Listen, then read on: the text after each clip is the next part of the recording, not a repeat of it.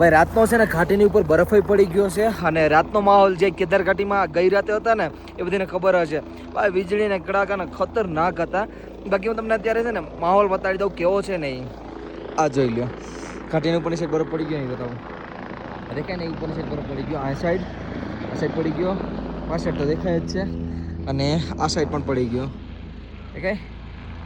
બાકી ભાઈ અત્યારે સમયની વાત કરું તો ફિટ 9 વાગવા આવી ગયા છે અને તારીખની વાત કરું તો 29 તારીખ થઈ ગઈ છે અને રાતે થોડોક માહોલ ગરમાહટ જેવો હતો. મતલબ ગરમાહટ એટલે વીજળી કડાકા ઠંડી વધી ગઈ છે અને ઉપરની સાઈડ તમે માહોલ જોઈ શકો છો કેવો રાતે હશે એ બરાબર ને. જો ઠંડો હશે એટલે બરફ ઉપર પડી ગયો.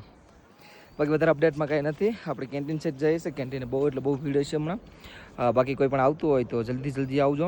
અને છે ને હમણાં આજકાલ વોટ્સએપમાં ટાઈમ નથી મળતો કેમ કે કેન્ટીને બી આપણે બહુ બધી ગુજરાતી હોય છે અને કેમ સાઈડમાં પણ હોય છે. મારાથી થાય એટલા રિપ્લાય આપું છું અને એની જાણકારી આપું છું બરાબર ને.